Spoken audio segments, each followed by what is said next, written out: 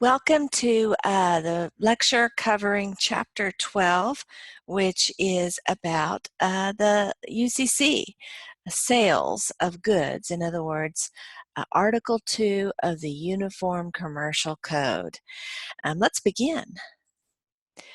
So here's a little picture of the United States in the background. You can see one state is in red where the other states are in white. The reason that we have Louisiana in red is that Louisiana has not adopted Article 2 of the UCC. It's adopted parts of the UCC, but not Article 2. And you may be wondering, well, why is Louisiana kind of on its own in this area? Why does it stand apart? Does it know something the rest of the states doesn't know? Or perhaps it's behind the times and it's still going to get with the program eventually? Well, probably neither answer is correct. The reason that Louisiana has taken a different road on the commercial code goes back to historical reasons. As you know from world history, or I guess from U.S. history, in 1803, the Louisiana Purchase happened. Napoleon Bonaparte sold it to the United States. And of course, Louisiana was quite a bit bigger then than it is now. This relatively small state covered just a huge area of the United States at that, or actually France, that became part of the United States. But at that point in 1803, Louisiana had a proud tradition of a civil code, something that it inherited from France. The eastern part of the country, kind of everything east of Louisiana, had a common law tradition because the people who settled there were, for the most part, from Great Britain historically, or at least the people who were writing the laws were from that part of the world. And so they had a common law tradition, whereas Louisiana had the civil code.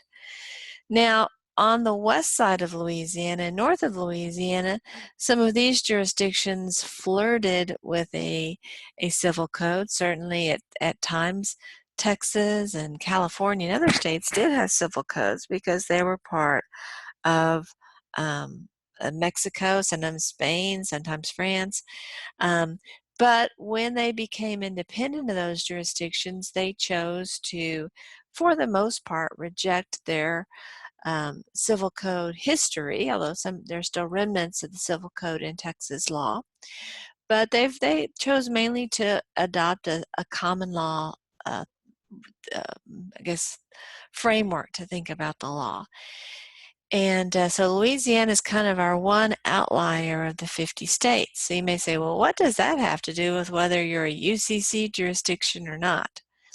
Well, the Uniform Commercial Code, even though it's a statute, so of course that means it's different than the common law. Common law is a judge-made law, but the statute that we have at the UCC is largely a codification of the common law development. So many of the ideas, a large portion of the ideas we see in the UCC were actually part of our legal system prior to the development of the UCC. It's not at all unusual for a legislative body to look at the common law and say, you know what, our judges are doing a pretty darn good job. They're getting us where we need to go. But we think it would be helpful if instead of relying upon judicial opinions, we actually summarize the law in a statute. Anyway, that oftentimes happens, and it certainly happened with the UCC. Now, when I say that, I don't mean that the UCC authors didn't make some different judgments than what the common law had developed over time. They certainly did, and we'll see some examples of that as we go through this chapter and other chapters. But the statute drafters were definitely inspired by the common law. And that makes sense. I mean, when you're dealing with a commercial code, you want a lot of continuity. You don't want to say, wait a second, businesses out there, we're going to start doing something completely different. That's going to be very disruptive to markets and there'll be a lot of times of uncertainty. Well, which rules apply for that particular contract? Who knows? And how are these new rules going to work? We don't have any tradition with those rules. You can see why that's probably not the best idea. You want to have a lot of a continuity. And in fact, you probably prefer a less than perfect answer to legal questions when at least we know what's going to happen. Knowledge and certainty is better than uncertainty, even if uncertainty offers the possibility of a better future. We like to have predictability. That's one of the most important goals for the law generally, but certainly for the commercial codes. So Louisiana was in a pickle. I mean, it wanted, I'm sure, on some level to adopt Article 2 and the rest of the UCC, but its tradition was the civil code that answers many of the questions differently. It's not that its answers were less good or better. They were just different. And so if it had adopted Article 2, it would be making some pretty significant changes, and it would have faced that level of uncertainty where contracts would be, well, which rule applies, the UCC or the civil code that we've been using for hundreds of years? And so it has decided not to bite the bullet and do that. Of course, there's costs associated with that for the state of Louisiana. Um, I don't know that too many businesses decide, well, we're not going to move our business to Louisiana because we are a UCC company and we really want only the UCC. But still, it's a factor in commercial activity. And it's lovely when the state that you're dealing with happens to have signed off on the UCC. It makes, at least for the attorneys, it makes life much more pleasant. So, the UCC is about commercial transactions, and it has been, as I said before, wholly or partially adopted by all states. Louisiana's kind of the holdout for the Article 2. Of course, it applies only to domestic transactions. As far as I know, no other country has adopted the UCC. It has 11 sections. Oftentimes these sections are called articles. We're just going to focus, though, on one of the articles, Article 2. I think I have one slide on Article 2A. So this is by no means a deep dive into the UCC, but wanted to get us kind of started with some points of reference about this law. So here's oftentimes when you see copies of the UCC, a lot of times they're in this kind of maroon book, hardbound book. It'll, of course, have a pocket part in it. And so let's look at the definition that's provided by our textbook. One of the uniform codes, which has been adopted in much the same form in every state. It governs most aspects of commercial transactions. So let's pause and talk about the term uniform law. And you can see our term here, the UCC, actually starts with the word uniform. Of course, when we use this word, we don't mean, like what sailors wear or what, soldiers wear. We don't mean that kind of uniform. We mean uniform in the sense of consistent, predictable. And you can see, obviously, that's where the term for clothing comes from. The reason that we call the soldier's uniform a uniform is that it is uniform. It looks just like the next guy's or the next woman's uniform. There's a lot of similarity. So we're focusing on the idea of similarity. So a uniform code or uniform law is something that's been written that is, the plan is for it to be the same everywhere, or at least everywhere in the United States. The idea is, well, gosh, if it's a good law for people in Wisconsin, wouldn't it also be good for people in Nevada and for people in Kentucky and for people in Florida? I mean, if it works in one place, most of the time it seems to me it'd work probably every place, at least in the United States. That's the idea. What we had were committees of private citizens who got, and when I say citizens, I mean they're attorneys usually, and oftentimes law professors. So these aren't just Joe citizen off the street, but they are not government employees. They are private people who are subject matter experts. They know a lot about a particular topic, and they're thinking to themselves, you know what, I think we can do this better. I think there's a better path here. And so they develop kind of a proposed statute. Sometimes uniform laws are called something other than uniform laws. They're called model codes. In this context, we don't mean model like Christy Brinkley. We mean model like it's a good starting point. It's an example of what we want to do in this kind of context. It's like the dress on the mannequin at the in the mall. It's when you look at that, you go, oh, that's what the dress will look like when a human being is wearing it, because the mannequin kind of shows you how it drapes. That's what we mean by model. And so it's designed to be kind of a city on the hill. This is what we can have. This is the ideal. Why don't we adopt that? So anyway, these private citizens get together. They come up with this proposed law. And when they're coming up with it, they're looking at, kind of how other people do it. So they look at the laws in all 50 states. They look at the laws internationally. They probably look at laws historically. They look at trends. Maybe there have been some judicial opinions that have kind of gone a different way. They look at law review articles where professors have been recommending maybe new approaches in this area. They try to gather all of this data, and then they try to come up with the best answers, the model answers, the perfect answers. And then they reduce that to a code. And they're borrowing from lots of different sources. I mean, they don't just say, well, gosh, we looked at all 50 states and we think the single best state is Ohio, so we're just going to go with that.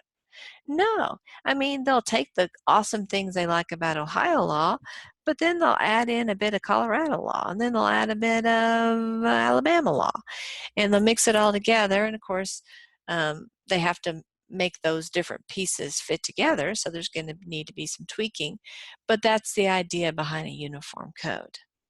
Now, there have been lots and lots of uniform codes that have been proposed, but a code that gets proposed doesn't necessarily mean it's going to become a law, because the drafters have to persuade state legislatures to make it a law. And of course, the state legislature doesn't have to listen to the model code drafters. Even if it does listen, it doesn't have to agree to it. It can say, no thanks, we're not interested. Or it can say, those are some good ideas. We'll adopt a few of them, but we're also going to reject a few.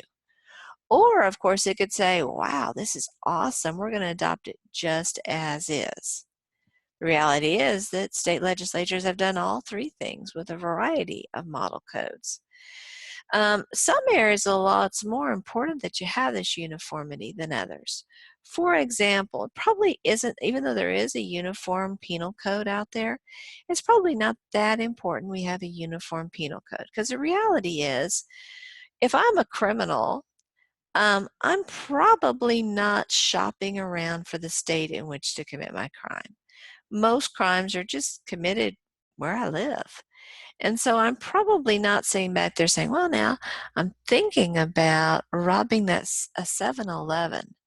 Now, what state has the least severe penalties for robbing a 7-Eleven?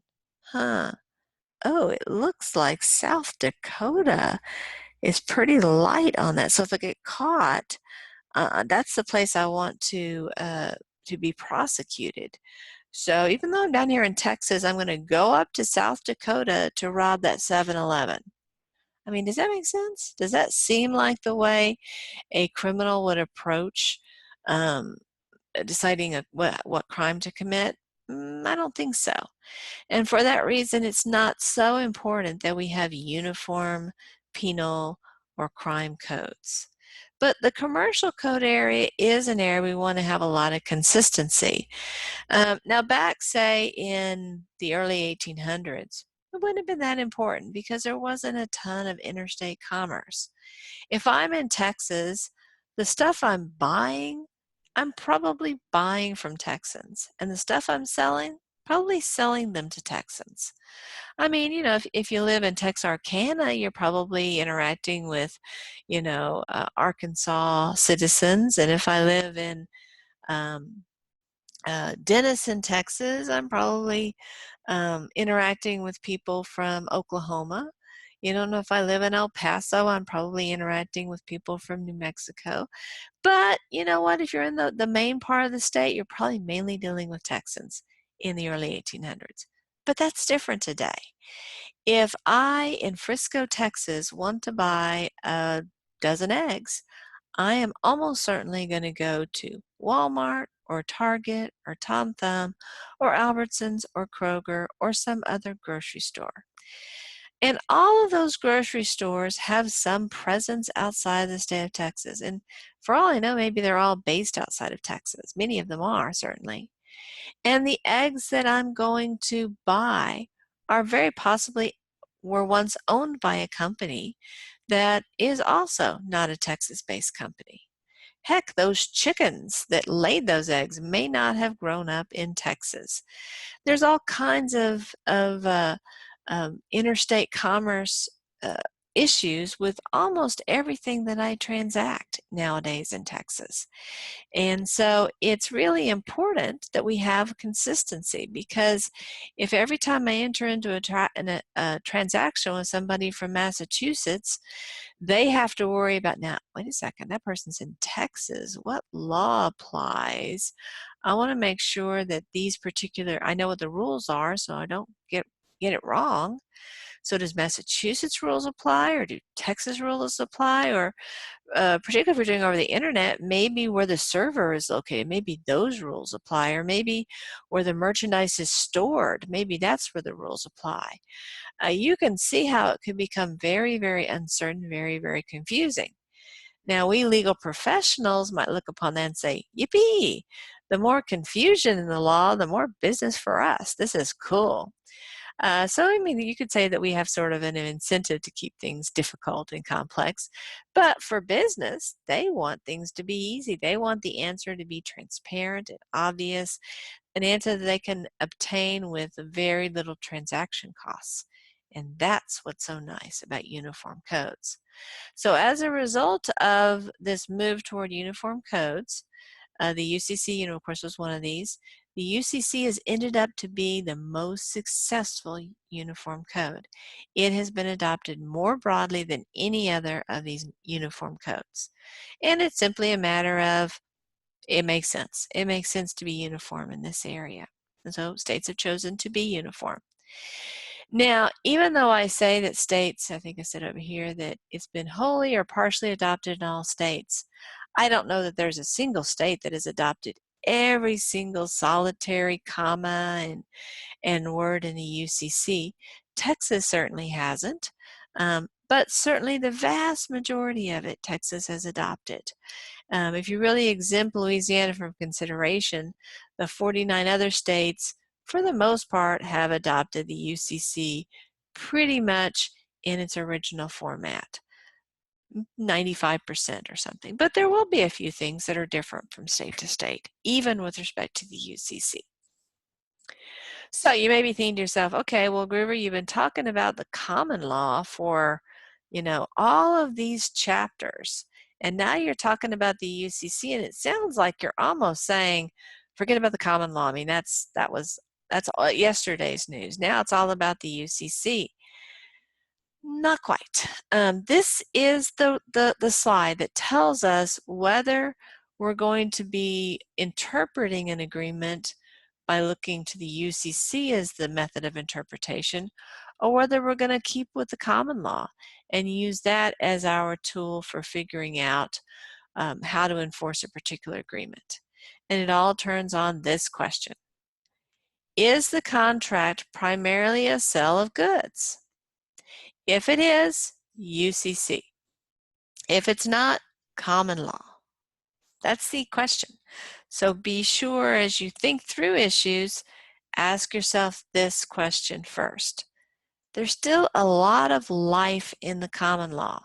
The UCC is only about goods. And you may say, well, what's not a good? Well, the big not a good category is services. So if I'm hiring you to do something, paint my barn, mow my lawn, That's primarily a service, and so the common law is going to apply, the UCC is not going to apply. But if I buy a lawnmower from you, or I buy a gallon of paint from you, the UCC is going to apply because those items are goods. Now you may think to yourself, well, what if I hire you to paint my barn? I mean, you're going to obviously need some paint to paint my barn. So is that a UCC contract or is that a common law contract? Well, we're getting a little bit ahead of ourselves. We're going to look at that on this slide. So let's think about this one in a little bit more detail. What I just talked about was what we call a hybrid contract. We're probably familiar with the term hybrid when we're talking about cars. And of course, a hybrid car is a car that runs on gasoline sometimes, but also runs on a battery at other times. And of course, the idea is that the hybrid car is better for the environment because it uses less fossil fuels.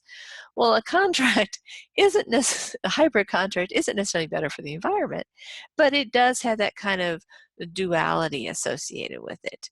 It is a contract for a sale of goods and a sale of a service.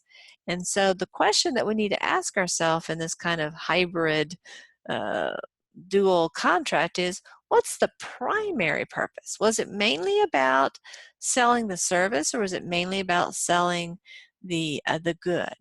And so let's look at some examples here. So the first one is the purchase and installation of carpeting. So are we focused, if the main part of the transaction is the purchase of the carpeting, then we would say UCC. If the main purpose is getting that installation taken care of, then we would see that it's called that the common law. Probably in most cases, it's the purchase of the carpeting. But you could imagine contracts where that's not true. Let's say that the carpet that I want to buy is readily available at any carpet store. It's the you know, Big Mac of the carpet world. Very, very common manufacturer, very common style, very common color. You could buy it pretty much anywhere. But I go all the way across town to go to Bob's Carpeting Emporium because I happen to know that Bob has the best installers ever. They are masterful. They spend more time installing than any of the other companies around, and they just do a wonderful job with it. They're a little bit more expensive because they are so good, but there's just not going to be any problems with the installation if you use Bob's Carpet Emporium. In that situation, it's possible we might say that it's more about the installation because I picked Bob's. But my guess is most of the time when we purchase carpeting, we're focusing through that process on, well, which carpet do I want? Which mattress pad do I want? And not asking nearly as many questions about installing the carpet. So this is the primary purpose, the purchase of the carpet. Now, obviously, if it's wall-to-wall carpet, it has to be installed. That's part of the deal, so it's definitely a hybrid. But most of us would probably say it's more in the area of the UCC. So if it's leaning that way, now the whole contract is going to be controlled by the UCC. Let's consider another scenario. The purchase of the carpet by the carpet store. So let's talk about Bob's Carpet Emporium. It buys it from, I don't know, Larry's Carpet Manufacturing. In that situation, there really isn't so much of a service. You're just buying a good. And so this is a pretty straightforward, this is probably not even a hybrid, it's just a straight UCC situation. Let's consider the painting of a house. Here we go. Look, we'll pretend that these are professional painters. They don't look too professional. My step-grandfather was a house painter, and that was not how he dressed for work. So I think I can speak with authority and say that that is not, those are not professional. Well, we're going to pretend they're professionals. And we're going to call this person Lucy here, and we'll call this person Bob, and we'll call this person Larry.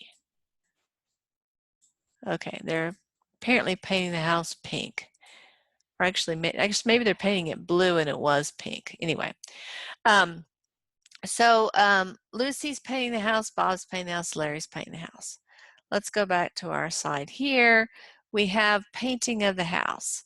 So this is the company. We're going to call it the Lucy Painters Incorporated. Now, Lucy bid on this job. We'll say the owners of the house are the Smiths. Lucy bid on the job of painting this house with the Smiths. Smiths got several different bids, and Lucy's came in the lowest, so they decided to go with Lucy. Now, when Lucy was coming up with the bid price, she certainly considered the cost of the paint. But probably the bigger cost was labor, paying for Bob here and paying for Larry and paying for Lucy's time and anybody else working there. Those would be the larger parts of the expense. My guess is that the Smiths, when they were picking who to hire, were probably less concerned with whether Lucy was going to use Behr paint or Glidden, and more concerned about the reputation that Lucy and her painters have in this industry. I mean, what kind of letters of reference was she able to provide? Saying, you know, that the workers showed up on time, that they were professional, that they did a good job, all that good stuff. So it was probably more a focus for the Smiths on the service and less a focus on the particular paint. Let's consider this one, the purchase of paint by the house painter. This sounds pretty UCC to me. Now, it is true that if the house painter, say, went to Home Depot with a chip of paint, let's say the homeowner wants to keep the color of the paint the same, just wants a new paint job, and so the house painter has taken a chip of the paint, maybe a board off the house, and taken that in, is now asking the paint mixer at Walmart, or not Walmart, I guess, we'll say Home Depot, to mix it. There is some service involved there. I'm not exactly sure how involved the process is, but I assume that it's possible for that mixer to do it incorrectly. Maybe he or she might be using a dirty section of the board, or a place on the board where there's been some rot, and so it could result in the color not coming off exactly right. So there probably is a bit of a service with getting the paint mixed, but at the end of the day, it seems like it's more about just purchasing the paint. Probably the house painter isn't thinking to itself, you know what, I'm going to go to that Lowe's across town because they have the best paint mixers. My guess is that those tasks are pretty fungible. And so this seems like a UCC situation. Now let's consider an oil change in a car. I go to Jiffy Lube, I pull in and I say, I need my oil changed. And of course, at this point, I'm going to be buying oil. I'm going to be probably buying an oil filter.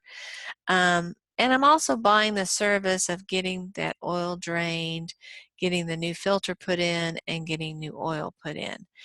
So that's a combination. It's a situation where we have the purchase of the oil and the oil filter, but we also have the service, the removal and installation of those items. This one's a pretty mixed one. I could go either way on this one, but I think probably it's more of a service than it is a purchase. And part of it could be, you might look at, well, what would be the price of that oil filter and what would be the price of that oil? If that's significantly less than 50% of the entire price, in other words, the installation is what's expensive about it, then that would point me toward thinking it's more of a common law situation.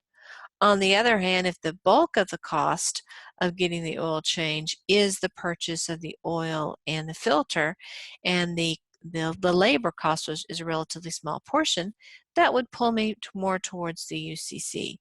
I'm guessing here it's more common law. I could be mistaken about that one. So Jiffy Lube, though, of course, has to purchase the oil from a company. I think they purchase it from Pennzoil. I think actually Jiffy Lube may actually be owned by Pennzoil, so they may not actually purchase exactly in a free market sense. But in this situation, this seems pretty clearly a UCC situation. Not too much service is involved in this one. So you can see how these hybrids, or some of these are hybrids, some of these aren't, require kind of digging down into the facts. Reasonable people can differ. And so, and in those cases where you have close calls, you'd probably want to, if it were important, whether you're going to use the UCC or the Common Law, it would be important to go ahead and consider what the case law has been in your particular jurisdiction on this or a similar case. So we're going to move beyond Lucy and her crew, and we're going to look at, wait a second, did I?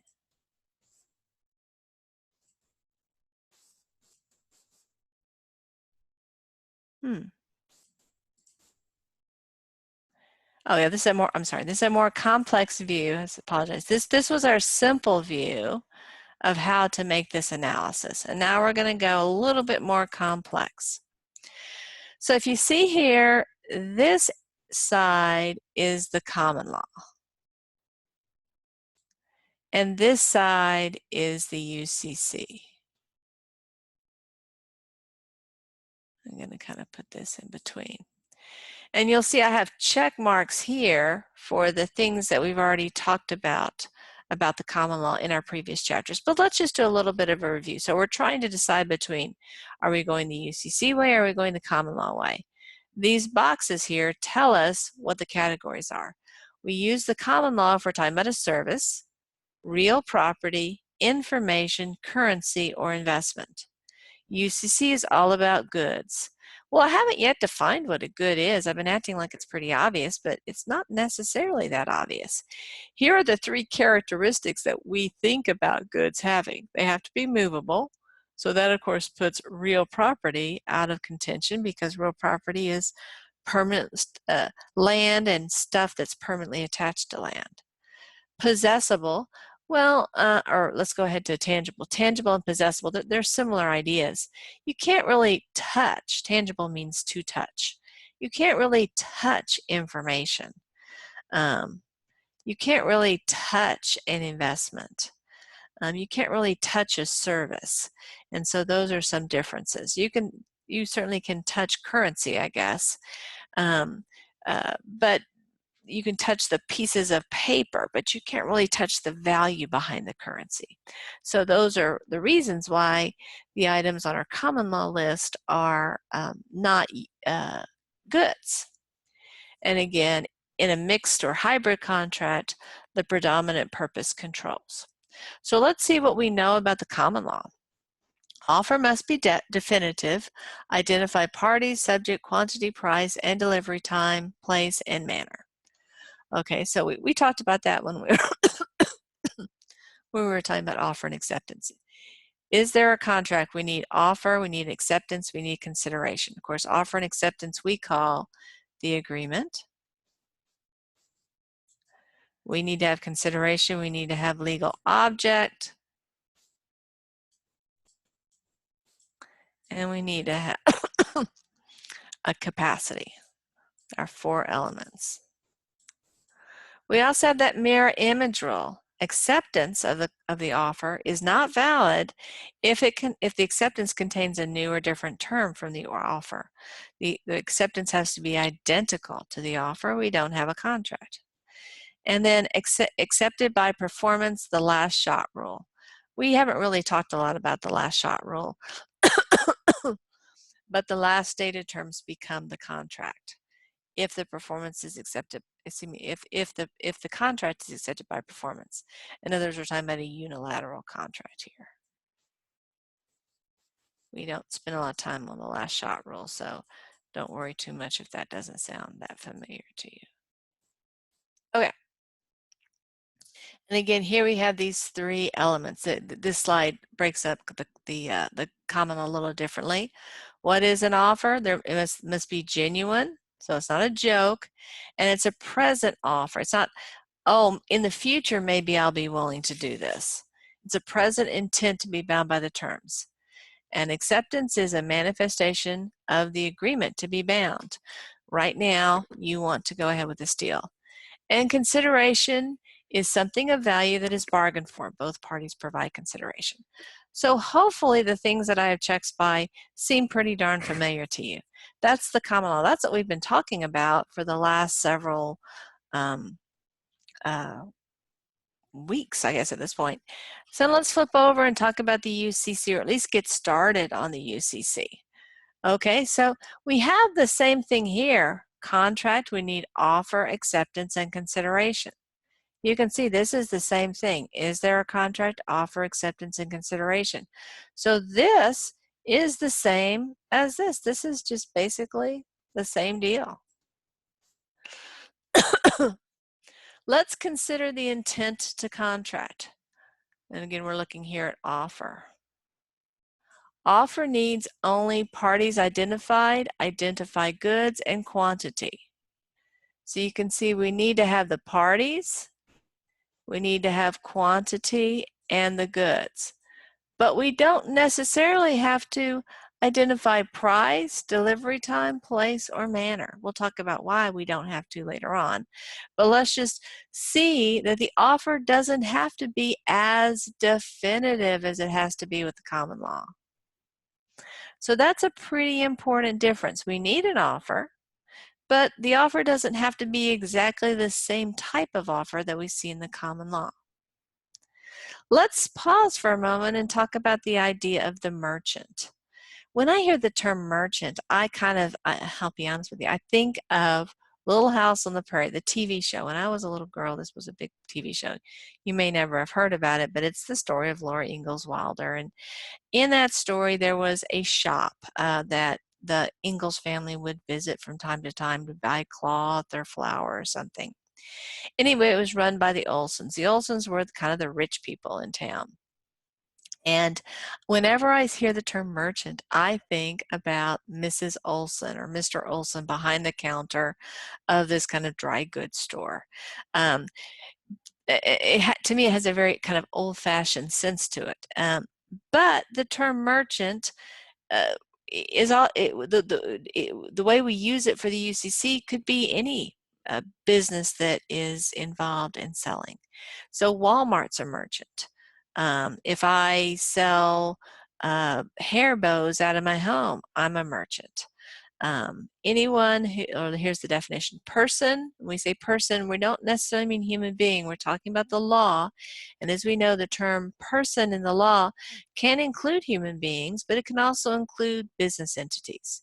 So a person or business entity who deals in goods or holds oneself out as being in the profession and knowing about the good. So one thing that might be a little surprising about merchant is that both parties to a contract can be merchants. Imagine that you are the buyer for Walmart and you are assigned the task of buying lawnmowers to stock the garden department in Walmart. Well, so you go to Toro and say, listen, Toro, we want to buy some of your lawnmowers. Well, that would be a merchant-to-merchant transaction. Toro's in the business of selling lawnmowers, and Walmart is in the business also of selling lawnmowers and is in the business of buying lawnmowers. I mean, it's a retailer. It doesn't manufacture anything.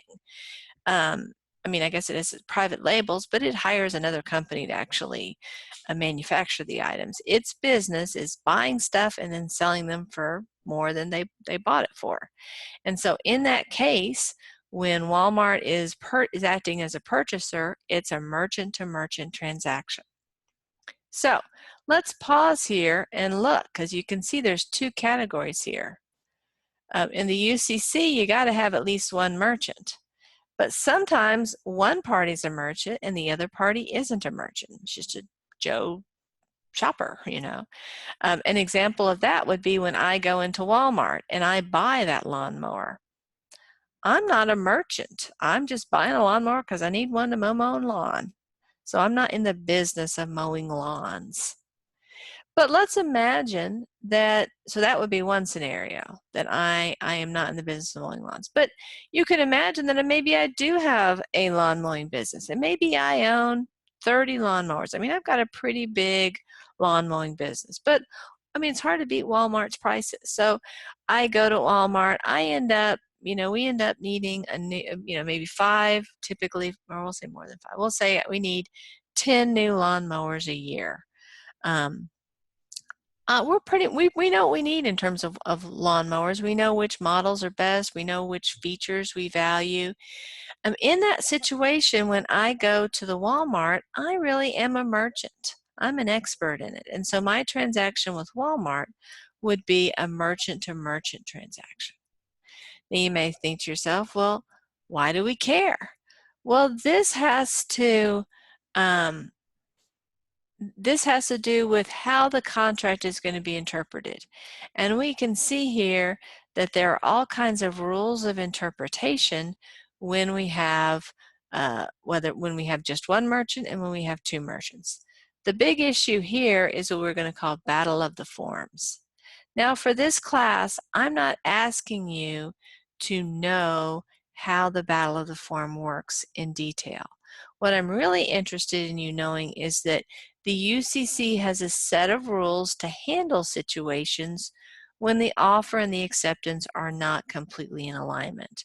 When the mirror image rule would toss that contract out and say, wait a second, that's not a contract because the offer and the acceptance aren't identical. The UCC says it may still be a contract. But of course, if the UCC accepts this kind of funky contract, it's going to have to decide, well, do we follow the terms of the offer? Do we follow the terms of the acceptance? Do we do some kind of, borrow from both or something and cobble something together? How do we make that work?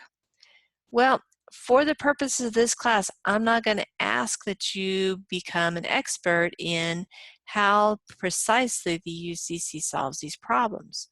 What I want you to know is the name, that this is Battle of the Forms, whether this problem arises, and that there is a solution. So when you have a client who's presented with this problem, you know, okay, the UCC has the answer. Let's go look it up. Let's go find it. So let's go on from here. Now we're going to go through a little bit more lingo.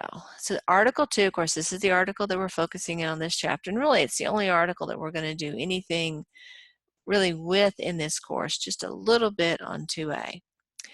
So Article 2 covers present and future sales of goods. So we've got two words we need to figure out: sales and goods. What is a sell? Well, a sell is exactly what you think it is. This is a word that we use in the legal sense the same way we use it in everyday conversation. It's the transfer of title to property for money or its equivalent. So it can be money, or it could be services, something else of value, from seller to buyer. Most of the time it's going to be money. I mean, if I go into Walmart and want to buy a lawnmower and I say to the cashier, you know what, instead of paying for this lawnmower, I'd like to wash the windows here at the Walmart. The cashier would be like, what? What are you talking about? No, we don't do that. Or if I were to say to the cashier, listen, I want to buy this lawnmower, but instead of paying cash for it, I actually have like this rug that I want to sell to you. We'll just swap. It's a very nice rug. It's worth about the same as the lawnmower. The cashier be like, we don't do that. That's not our business. No, we're not going to do that. And so oftentimes in these situations, it's going to be money, but it could be something other than money. It could be some kind of swap. So let's consider the definition of goods. And I think also the term goods is pretty intuitive. The legal definition is pretty similar to the kind of common sense definition. It's all personal property or movables and commodities, including futures and fungibles. So a commodity is something that like wheat or corn. And obviously you can have futures in that. So let's say I'm a farmer and I've planted wheat. I don't know how my harvest is going to be. I could get great rain and great weather and have a bumper crop, or it could be a drought. Maybe an early freeze comes, or maybe it's too hot. I don't know exactly how to grow wheat, so maybe I'm saying silly things, but I might have a very mediocre or not so great crop. And so I might choose to sell my crops before they come in, before they go to market. And so that would be an example of futures. Fungibles. Well, a fungible is something that's interchangeable. So one grain of wheat is not identical to another grain of wheat. You can look at not even under a microscope, but just with your eyeball and see, little differences, imperfections between this grain and that grain. But you know what? Nobody goes in and says, you know what? I want some wheat grains. I'm going to go through and hand pick out the ones I want. I mean, each grain of wheat is worth much less than a cent. So you'd be spending so much time for so little return. What happens is we treat them as if they're identical. We're not going to make distinctions between this grain and that grain. We're just going to say, here's a ton of wheat, or 50 pounds of wheat or whatever. And we're going to treat each one of those grains as being legally identical to each other grain. They can be interchangeable. So let's look at some lists of goods. Well, livestock. So animals are covered under this topic of goods. Cars, again, they're obviously movable. Computers, paintings. These would be paintings that are identical, but also paintings that are custom made and that are very expensive and detailed oriented. Here are some things that don't qualify as goods. Services. So while the paint that I buy to paint your barn may be a good, the task of me painting your barn, that's a service. The land, if I'm selling you land, that's not personal property, that's real property. It's not movable, so it's not a good. Intellectual property, you can't touch an idea, and so that qualifies not as a good. Let's consider some more terms. Hopefully these are fairly intuitive as well. The seller is the person who sells, the vendor. A buyer is a person who buys or who makes a purchase. So these are what you think these terms might mean. A merchant is a person who regularly trades in a particular type of goods. This is the one that's a little surprising. Merchants can be buyers, or they can be sellers, or they can be both. And again, it's important to know whether you have only one buyer or two buyers, because it affects, again, going back to here, it affects what we do down here in this. Oh, here we go. Let me get my picture going. It affects this area.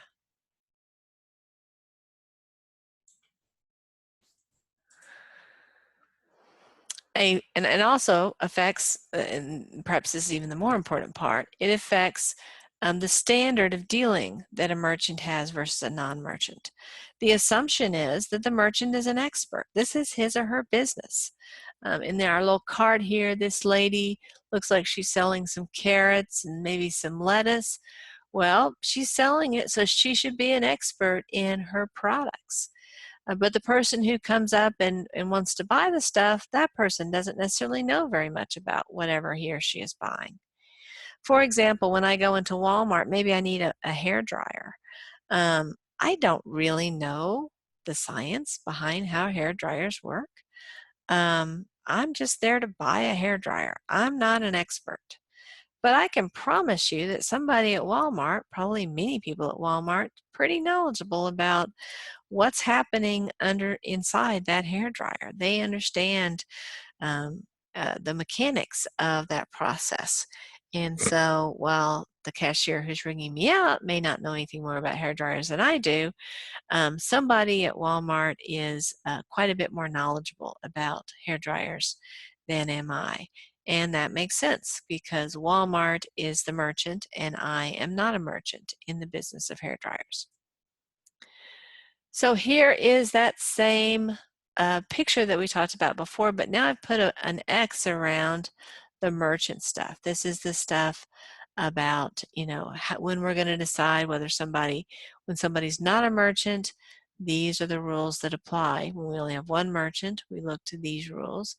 But when we have both parties being merchant, you can see the rules get quite a bit more involved. And that makes sense because the merchants are in this business. They have a lot of time to sit down and think through these things pretty well. Another reason that we have more complex rules when we're dealing with a merchant has to do with battle of the forms. And we'll talk about that in just a second. Again, I'm not asking you to know what's in this box, just for you to know that the answer does vary depending upon whether it's 2 merchants or 1 merchant and a non-merchant. Okay, so I said at the beginning that much of the UCC is just a codification of the common law. That's true. But there are some important areas where the UCC has done something different than just simply codifying the law. And one of those areas, I've kind of hinted at it already, so there's no big surprise here. One of these areas is that the UCC greatly relaxes the common law offer and acceptance rules. The rule that we see under the UCC is any manner sufficient to show agreement is all that the acceptance has to be. So the bottom line is, if the parties intended to make a contract, and it was for the sale of goods, the court will likely find one, even if the offer and the acceptance aren't that super tight with each other, super close to each other. That means that things like price and quantities and dates for delivery might not be mentioned. You may think to yourself, well, that's a bizarre contract. You don't list the price, you don't list the quantities, you don't list the date of delivery. I mean, why would you ever enter into a contract like that? It seems a little crazy. Well, it may appear a little crazy, but when we dive down into this a little bit, I think it'll make a little bit more sense. So let's consider here. Let's talk about firm offers yet. Let's talk about the idea of when price might be open. Let me flip back here for a second. We talked about futures. And remember we said I'm a farmer, I'm a wheat farmer. And you know what? For me to grow my crops, I needed to take out a loan. I needed a new tractor to really prepare my field and harvest and sow my wheat, and so I need, to buy that tractor and to get a loan, and so I sold the wheat that I was going to grow that year, and I got the money so I would have that available.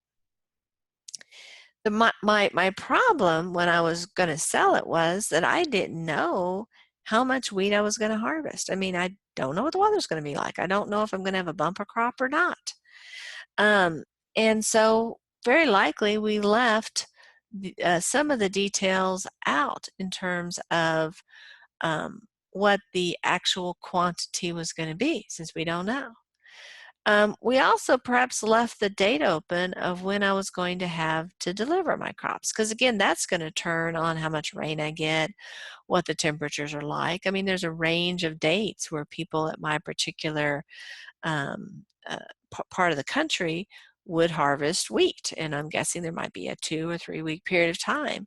And so if I'm locked into a particular quantity on a particular date, it may mean that I am not selling all of the wheat that I could sell, or it may mean that I'm going to have to go out and buy some wheat from somebody else to get me to this magic number. Or it may mean that I have to harvest my wheat early, or wait around and don't harvest when I need to. I mean, none of those are good choices. And so you can see that a contract for me to sell my wheat would have these items be open.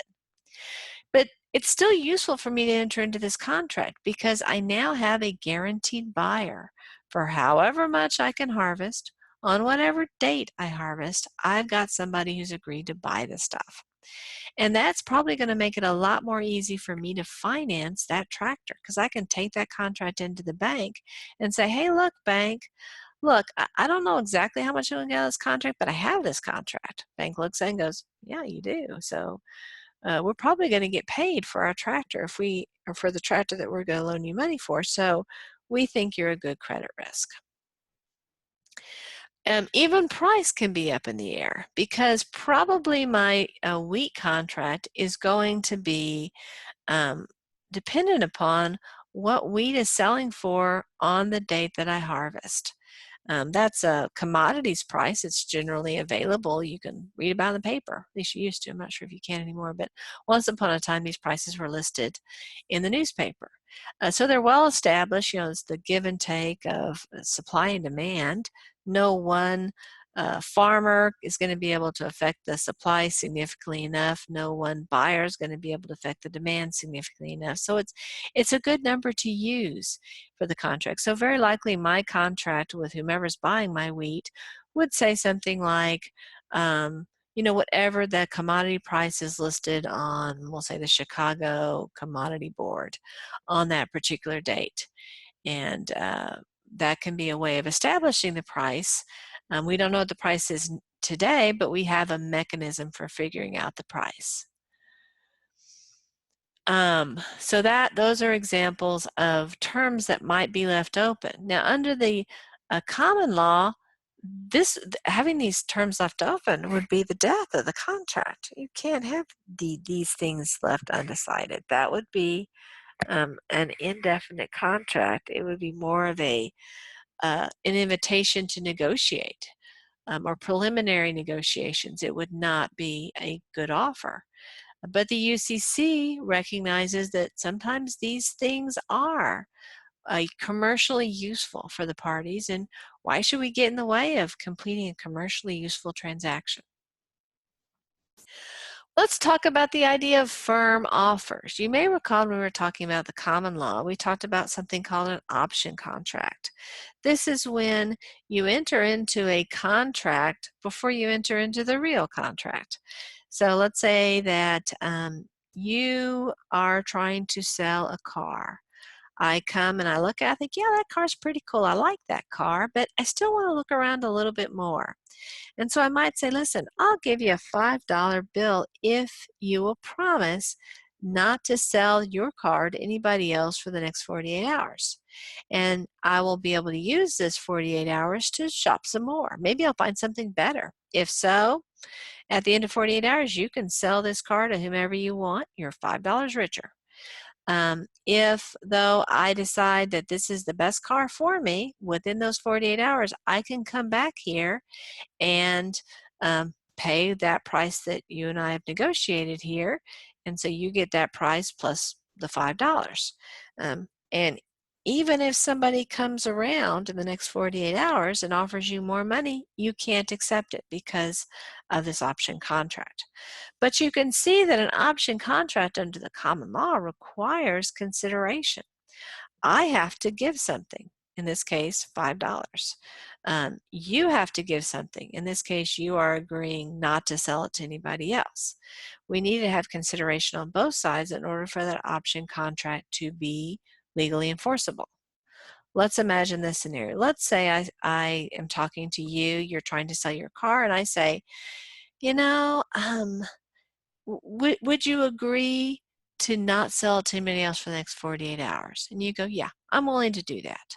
You think it's in your best interest to do this because you're worried if you don't say that, I'm just going to leave and buy a car elsewhere. So you see it as advantageous for you to make that concession to me.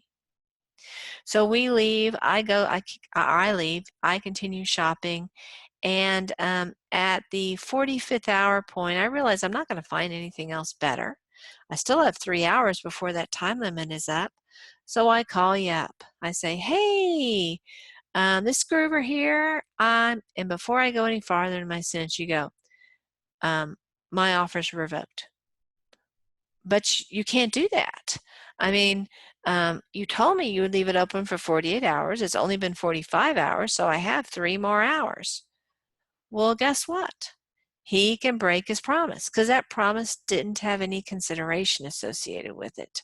He can say, no, 5 minutes after you left, somebody came in here offering to pay me, $20 more than what you were offering. So I took him up on it.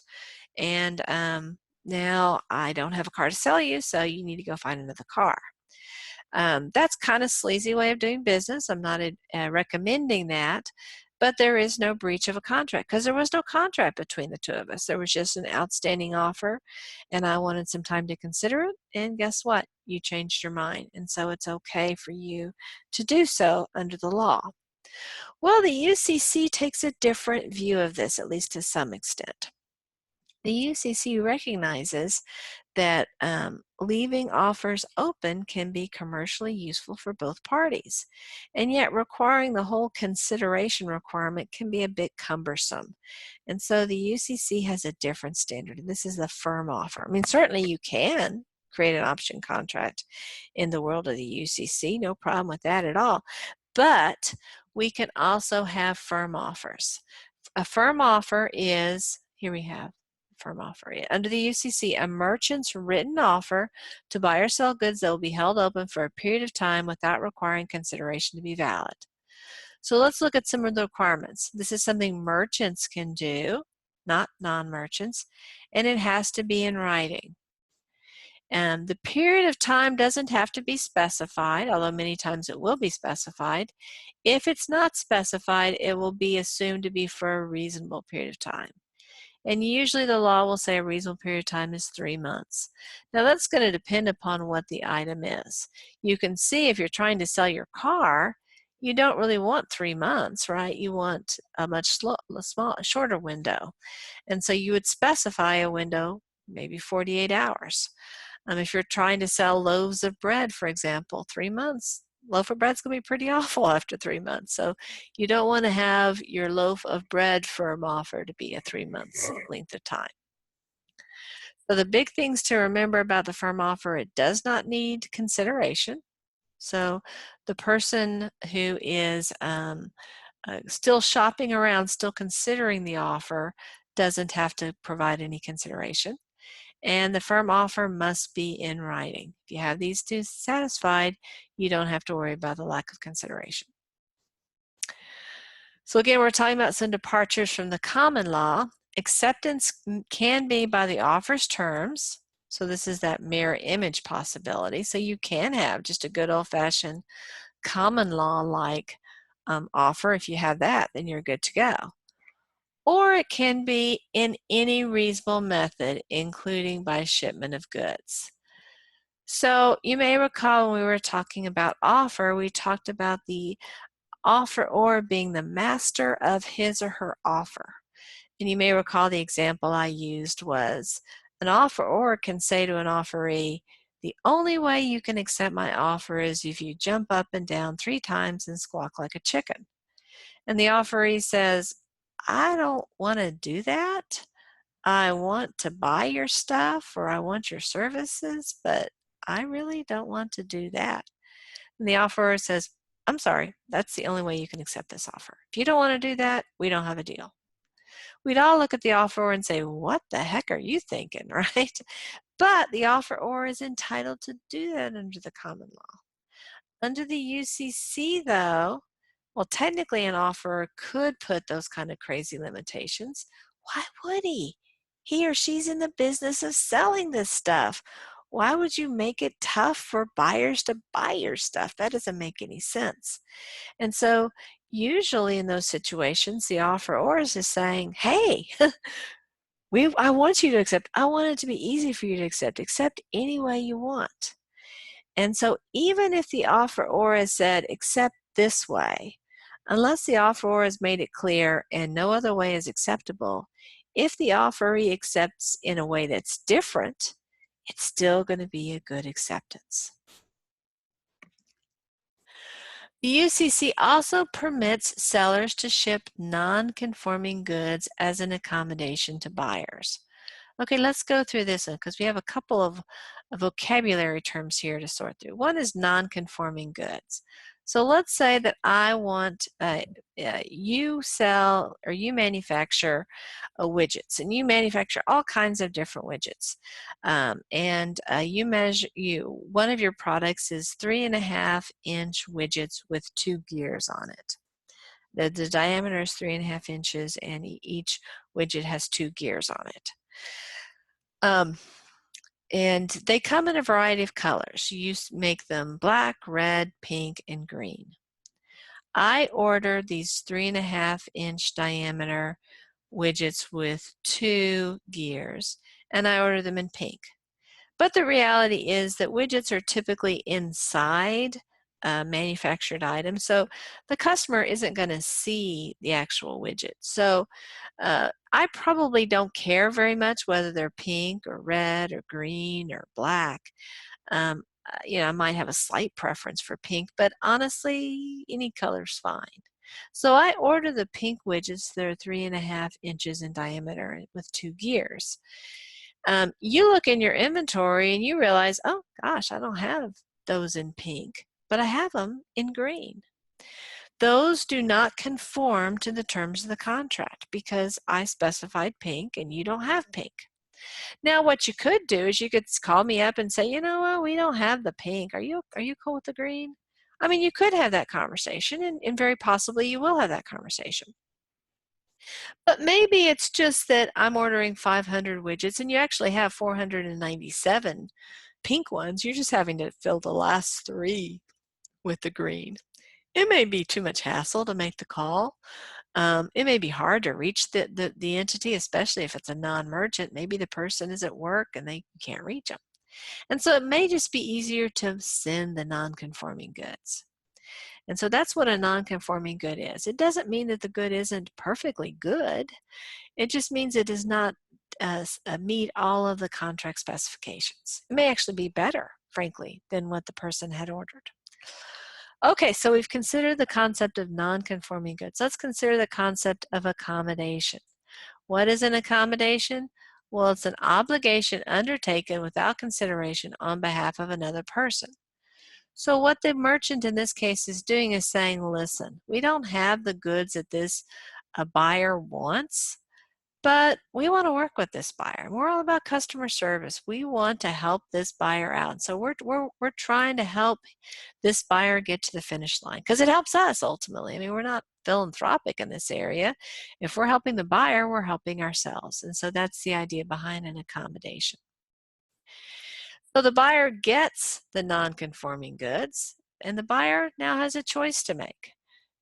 Is he satisfied with the non-conforming goods? If he isn't satisfied, he absolutely can reject those items. In that situation, the seller has to pay for the shipping costs back, well, to and from. You can see here, no contract return to sender. That's the way you send it back. You're saying this does not conform to the goods, and you have the right to do that. And of course, the seller isn't going to send them if, for example, let's say they send me, 7-inch widgets. Well, that's not going to fit into my appliance that I'm going to use the widget for. So the business would know that's not really going to work as an accommodation. I mean, we can send it to them, but it's almost certain they're going to reject it. And then we're going to have to pay for the shipping back and forth. So the business has an incentive to only ship non-conforming goods that it thinks are very likely to be accepted by the buyer. Okay, mirror image rule. We know the mirror image rule applies when the contract is under the common law, but the mirror image rule does not apply to the UCC. And of course, when we say the mirror image rule, we mean a valid acceptance under the common law must mirror the offer exactly. If there's even a slight deviation in the terminology between the two, you don't have a contract. What that acceptance or that attempted acceptance is a counteroffer, which of course the original offeror, who's now the offeree, can accept, but he or she doesn't have to accept. So how do we look at this when we are the UCC, when we're under the UCC? What's the difference? Additional or different terms in an acceptance do not necessarily count as a counteroffer, and this is parenthetical, that's important, unless the acceptance itself was conditional or the offer does not permit variation. And this is where we get to battle of the forms. We'll see this in the next few slides. The new terms have to be consistent with the contract. So if the original offer says, listen, I'm willing to sell you pink widgets, and the acceptance says, I accept your offer to sell me blue widgets, well, that's not consistent because pink is different than blue. But let's say that the original offer says, I am willing to sell you green widgets, and the acceptance is, I accept your offer to sell me forest green widgets. Okay, well that's not inconsistent. Forest green is a shade of green. It's just providing more specificity to the terminology. Under the common law, we would say, not an acceptance because it's not a mirror image. Under the UCC, very likely it is an acceptance. The additional terms are instead considered additional proposals to an existing contract. So we have the battle of the forms. And I said before, we're really not going to go through this logic. This is the same thing that I was hinting about here. The battle of the forms, how we actually interpret contractual differences between the offer and acceptance. I'm not expecting you to know this, just know that there is a way of doing this. When there's a conditional acceptance, you go through this decision tree to figure out exactly what the final terms of the contract are. So this is one picture. Here's another way of going through this, another battle of the forms flowchart. Again, I'm not asking you to know this, just know that there are answers on this. And this actually compares the common law with the UCC, so this is an especially interesting one. And then this is my favorite. This goes through and sorts through the acceptance scenarios. And you can see here whether it's a merchant or a non-merchant and the different mechanisms for this. But again, I'm just showing this to you for a interesting to know kind of category. You aren't expected to actually know these answers. Just know that there are answers to this. By the way, here we have the UCC in this section. Let me just go ahead and pull up the UCC for a second. I'll pull up the Texas version. You can see we're in 207. Here we go.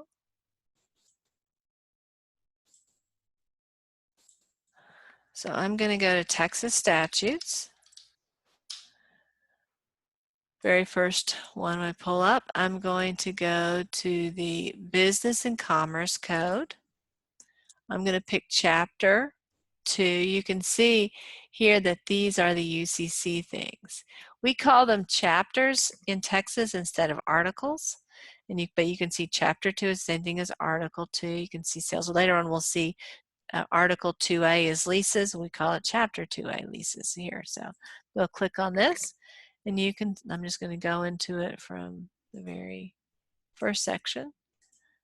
You can see here's the name. Title 1, Uniform Commercial Codes. Chapter 2, Sales. Short title, General Construction and Subject Matter. Short title. This chapter may be cited as Uniform Commercial Code Sales. And we have all of the statutes. Well, I'm going to scroll down to 207. This is the battle of the forms section. A definite and seasonable expression of acceptance or a written confirmation which is sent within a reasonable time operates as an acceptance even though it states terms additional to or different from those offered or agreed upon, unless acceptance is expressly made conditional on assent to the additional or different terms. So again, same thing that we're seeing here in more detail. So again, let me just, actually before I do it here, let me just show you the whole length of the UCC, or it's Article 2 of the UCC. This is from the top to the bottom. It's several pages long. I think it's about 30 to 40 pages if you were to put it into a document and cut out some of the extra verbiage, things like the year of passage, things like that. And you can see basically we started out with the UCC Article 2 in 1967, so we've had it in Texas for quite a while.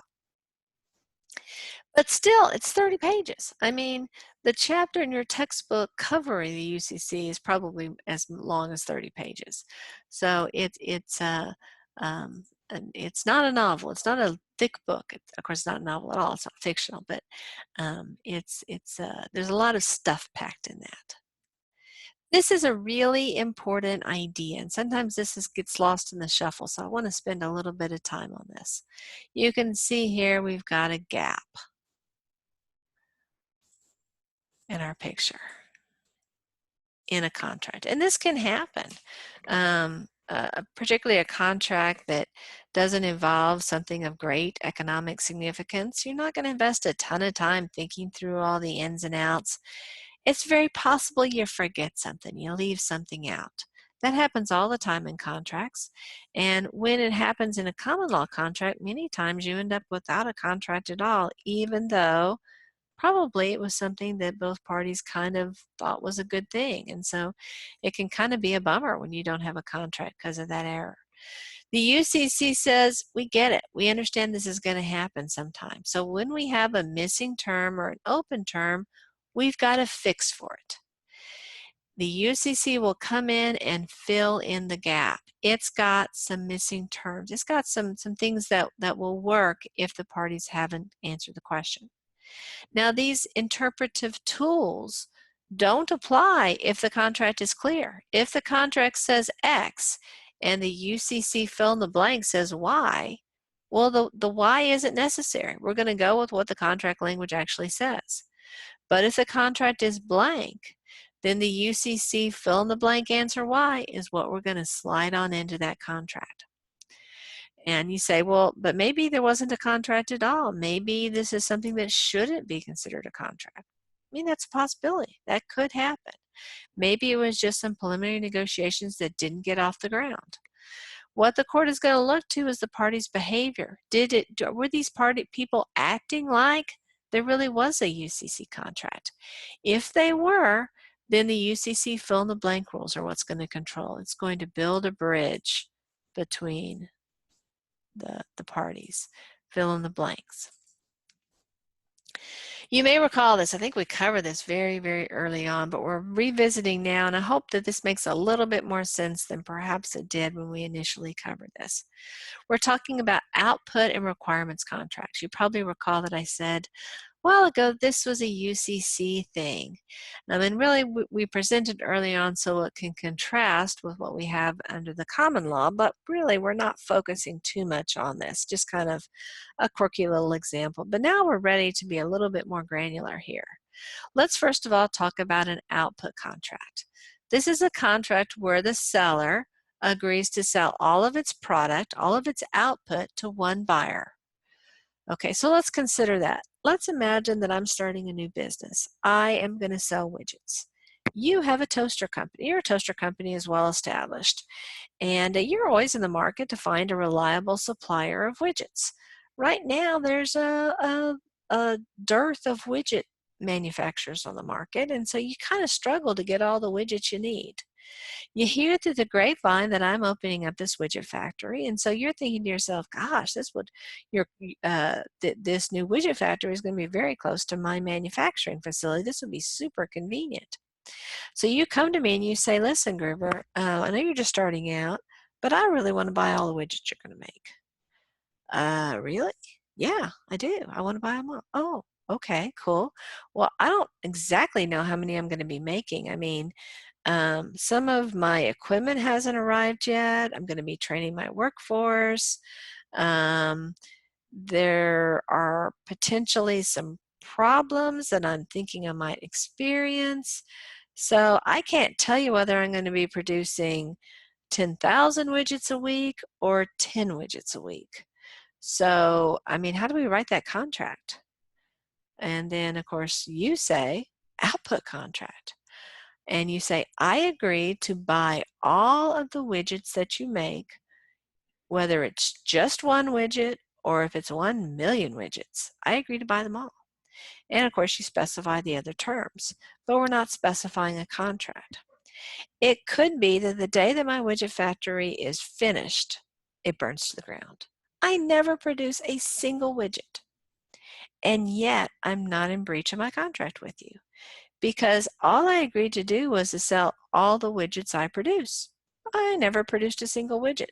So therefore, I haven't violated the terms of the contract. This type of contract won't fly under the common law.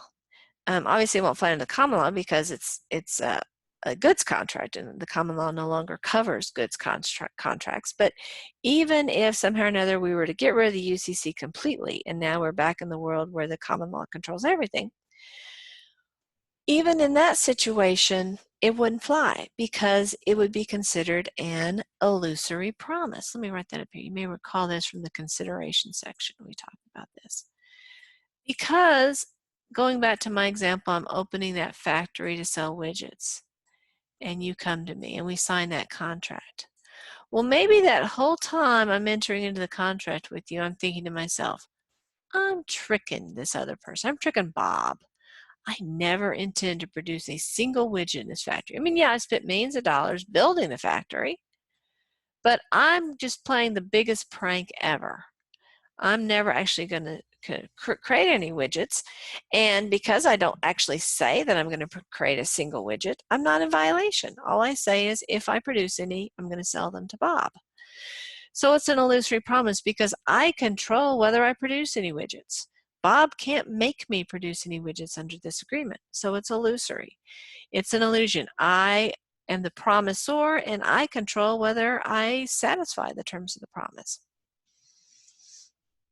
I basically control what the promise is. So that is why under the common law, output contracts won't fly. But under the UCC says, why would anybody build a big factory and not produce widgets? Why would anybody not produce as many widgets as they could if they have a guaranteed market? That seems pretty weird. And so these are commercially useful. It's useful for the guy who has the toaster factory. It's useful for the guy who has the widget factory. They're both benefiting from this. This is a good thing. So why would we want to get in the way of a good thing happening? And as a result, we have output contracts, and they are enforceable. Now there is, a bit of a wrinkle. If I really were playing a prank, then I would be acting in bad faith, and you could sue me. So if I'm, literally intending never to produce the widgets and I'm lying to you, I would be in violation of the good faith provision in the contract. So in that sense, there really isn't an illusory promise. The requirements contract is just kind of the reverse. In this contract, the buyer agrees to purchase all that it needs, all that it requires from the seller. So in this situation, I'm the well-established widget factory. You're the startup toaster factory. You don't know how many toasters you're going to be able to sell, so you don't know how many toasters you're going to make. Maybe you'll get that awesome contract with Walmart and be able to sell, tens of thousands of toasters, and maybe you won't. And so that's a legitimate concern that you would have. You don't want to enter into a contract early on for lots and lots of widgets and end up not being able to sell that many toasters. So you want to enter into a contract that you only buy as many as you need. It's kind of a just-in-time situation. But again, same problem. It's potentially an illusory promise because maybe you'll never produce a single toaster. So you'll never require a single widget. And because you control how many toasters you make, it is technically an illusory promise.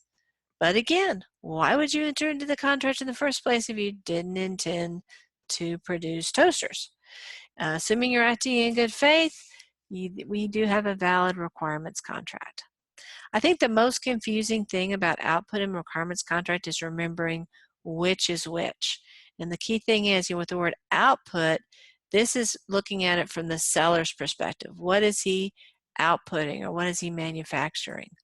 The requirements is looking at what the buyer requires, what the buyer is purchasing or needing. And so we're focusing on the buyer. Here we're focusing on the seller.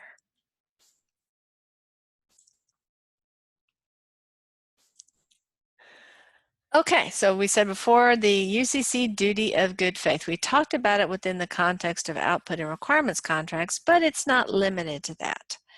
The UCC explicitly requires good faith, which is called honesty in fact.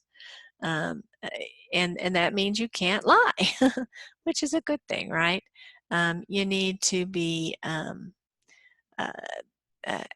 honest and straightforward in your dealings.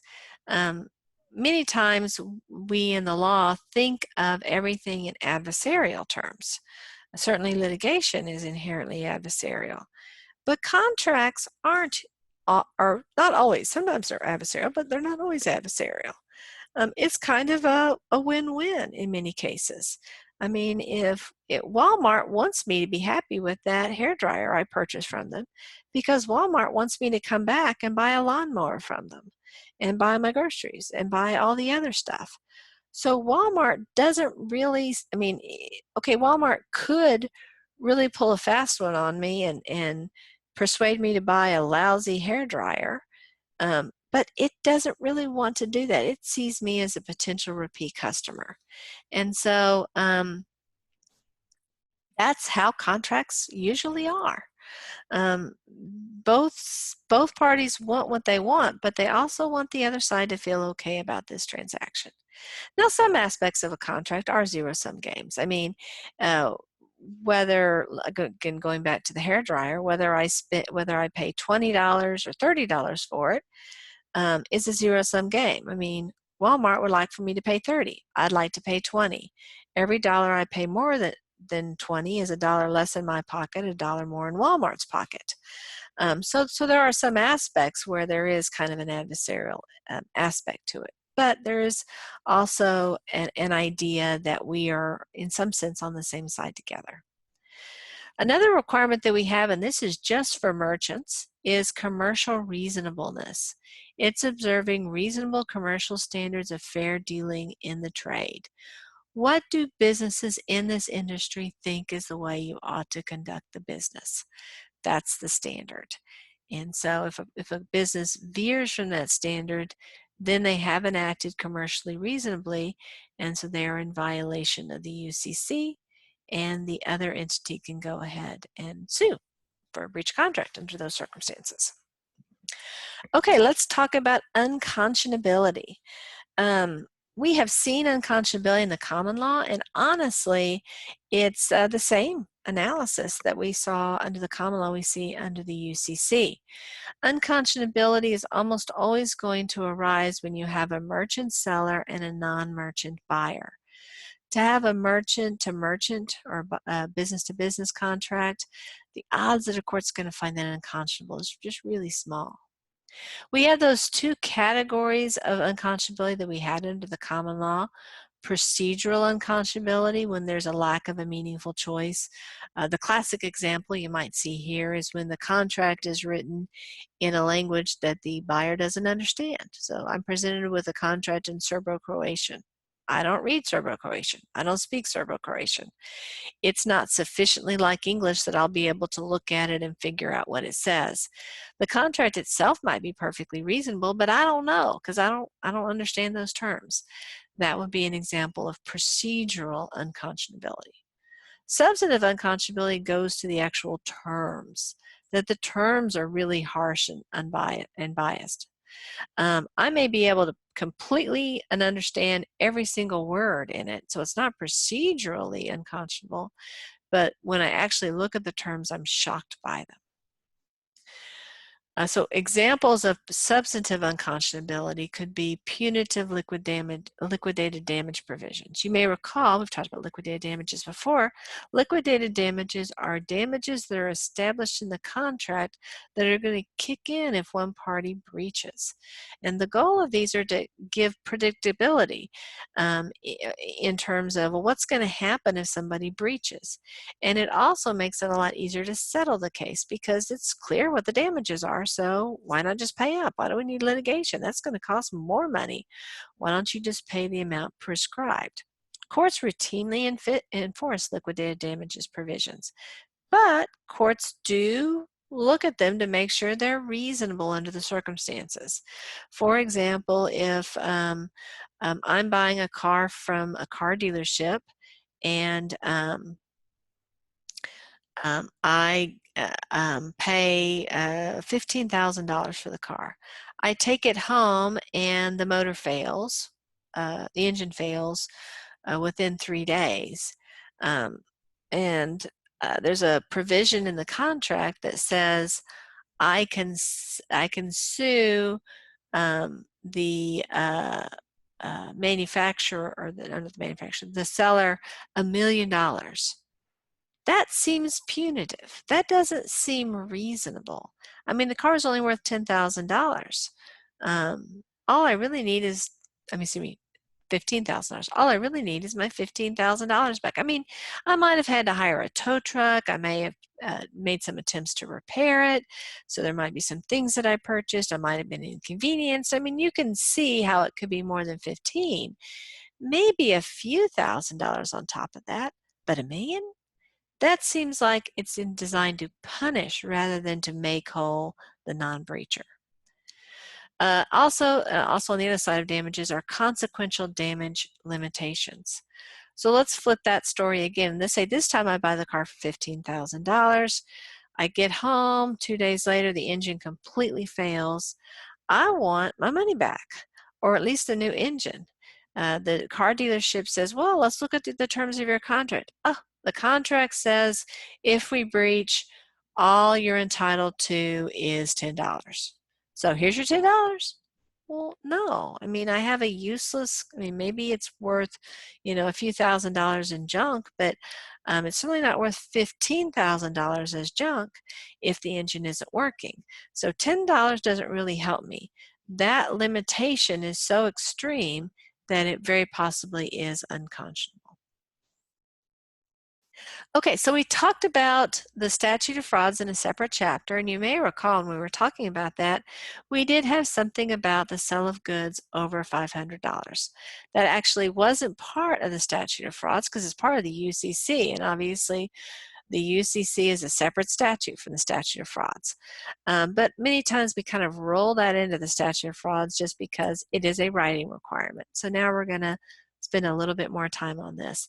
This is the one that, or the writing requirement that I'm going to ask that you know about. The writing requirement, this is the writing requirement for the UCC that I'm going to ask you to know about. The writing requirement under the UCC is less onerous than the writing requirement under the statute of frauds. For example, we don't need the price, we don't need the quantity. The signing requirement is less onerous. So there are some limitations, a writing can be less dotting the I's and crossing the T's under the UCC than it would be under the statute of frauds. Not that the statute of frauds requirement for writing is a particularly onerous one itself. Also, when a merchant receives a contract type communication, the merchant must object in writing within 10 days or a contract will arise. So that's another aspect to the writing thing. It's almost like they have to opt out of the contract once they get the writing. So let's consider some exceptions to the writing requirement. We're going to focus here on Rob. Rob is a groom. He's getting married. Actually, he got married a while ago, but let's imagine that we've gone back in a time machine and he is getting married.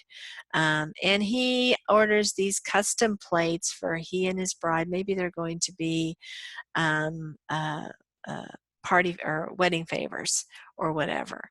Guess what? It just so happens that he and his bride-to-be decide not to get married after all. Or maybe they decide to elope, or who knows what happens. But in any event, Rob decides he doesn't need the 200 plates. But he's ordered those 200 plates from a company, and guess what? Once they say Chelsea and Rob and this year, not a lot of people are going to want those plates other than Chelsea and Rob.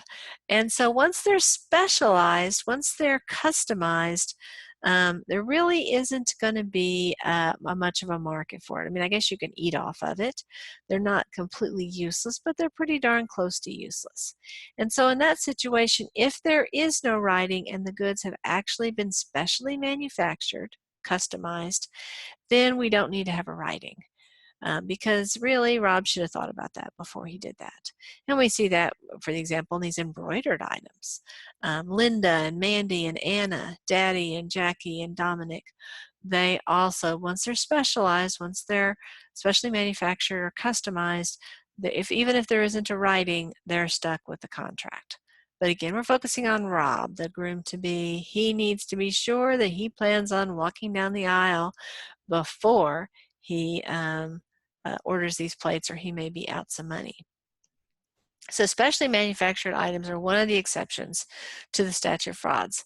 Another is when the defendant, obviously the person who is complaining about the fact that the statute of frauds for the UCC is not means that this contract is not valid. If he admits in open court that there was in fact an oral contract, then he's stuck. If he says, yeah, there was an oral contract, but I'm insisting it be in writing, that doesn't fly. The reason that we require the writing is because it's hard to prove up an oral contract. But if he's admitted there was one, then guess what? The writing requirement under the UCC is no longer in force. And finally, if the goods were delivered and accepted, if Rob actually gets his plate, or were paid for and accepted, then he's going to be stuck with the transaction. The parole evidence rule. The parole evidence rule works the same way for the UCC as it works for the common law.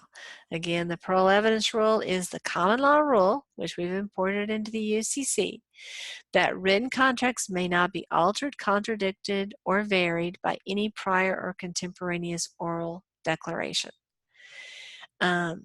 Again, this is going to apply to the UCC or common law contracts except when extrinsic evidence to explain, clarify, or supplement the party's understanding is allowed. So there are some exceptions. I go through pretty significant detail to all of the exceptions in the common law chapter where we talk about the parole evidence rule. I think that might be chapter 8. So if you have questions about exactly what we mean when we're talking about the parole evidence rule, go to that. The same rules that apply to the common law are going to apply to the UCC. We also talked about the extrinsic evidence that we might include, and 3 examples of that are usage of trade, course of dealing, and course of performance. And these are organized from most general to most specific. And you may recall on the slide I actually had a funnel where we get more and more specific with our 3 categories here. I don't have the funnel this time, I'm sorry. Usage of trade is the broadest, and as a result, so we're getting more and more specific as we go this way, more and more detailed. So this is the least weight. So if you have evidence of this, and you have evidence of this, you have evidence of this, this is the one that's going to control. So usage of trade, any practice or method of dealing having regularity of observance in a place, vocation, or trade as to justify an expectation that it will be observed with respect to the transaction in question. You may notice with usage in trade, neither one of the parties have to have been doing this. This is just industry stuff. Now, presumably merchants in this industry know what the industry practice is, but there's no evidence here that these particular businesses have been following the usage in trade. So you can see this is a less robust piece of evidence than some of the ones we'll talk about in a second. Course of dealing. Well, now we're going to focus on the parties' prior conduct toward one another, including other transactions. The idea here is if these 2 people who are contracting have routinely handled this subject this way in the past, probably they want to continue to do that. And if they wanted to do something different, they would have said, oh, wait a second, we're not doing it that way anymore, we're going to do it this way. But if they're silent on it, presumably they want to keep on doing it the same way. So this is course of dealing. This is more specific than usage of trade because it's about these 2 people or these 2 entities that are interacting. But it's not as specific as our next one because it includes other transactions. Maybe the circumstances of the business have changed. And so what they used to do 10 years ago is no longer really what they want to do now. And so it's not as strong of evidence as course of performance. So let's look at this one. This is the strongest evidence. This is the most specific evidence. Parties' past performance, acquiescence, and habits under a specific contract that involves repeated occasions of performance. Okay, so here might be an example. Let's say we have a contract and you are supposed to deliver to my factory 1,000 widgets on the first Monday of every month. And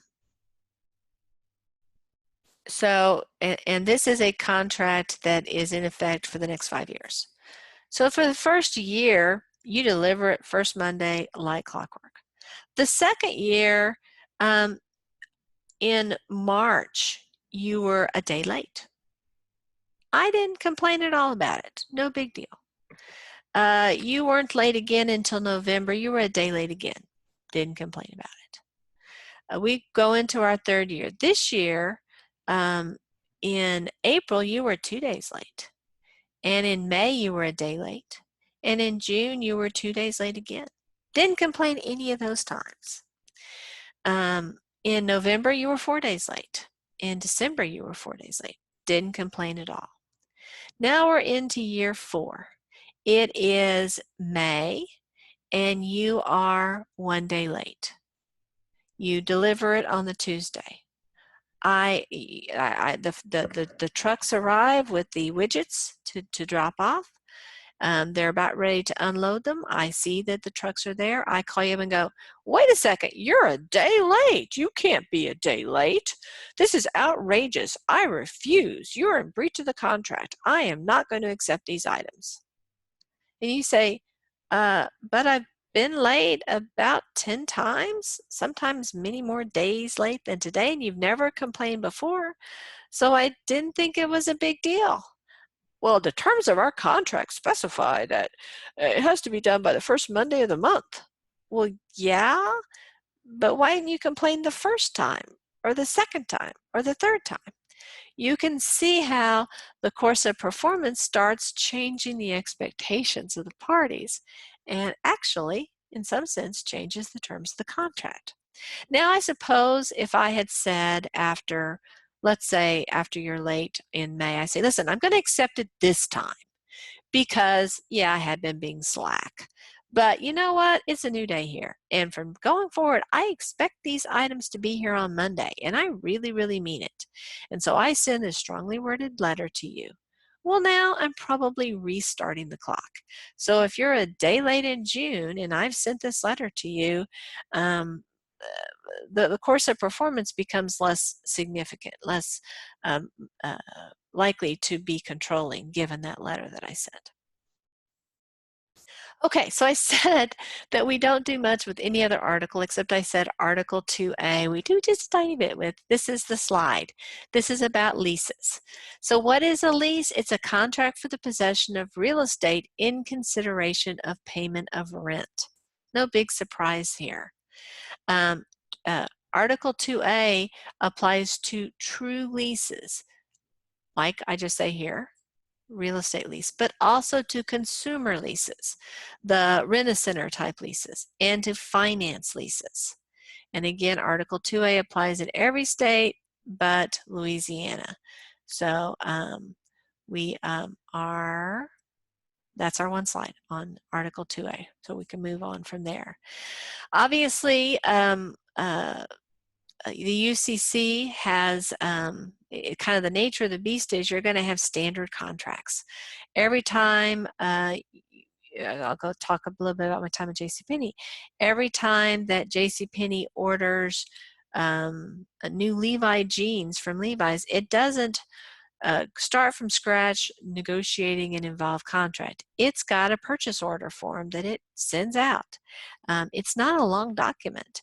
It is a straightforward form that the business people can send out without having any kind of legal department involvement in most cases.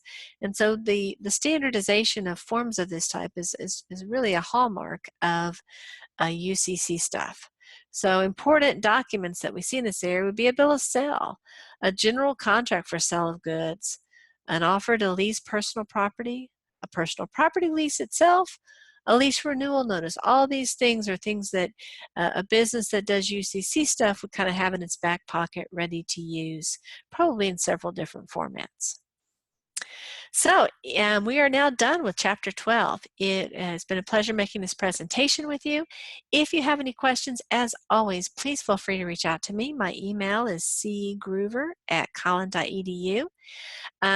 Even better, though, stop by and we can talk in more detail about the ins and outs of the UCC. Thank you for your attention, and I hope you have a wonderful day. Take care.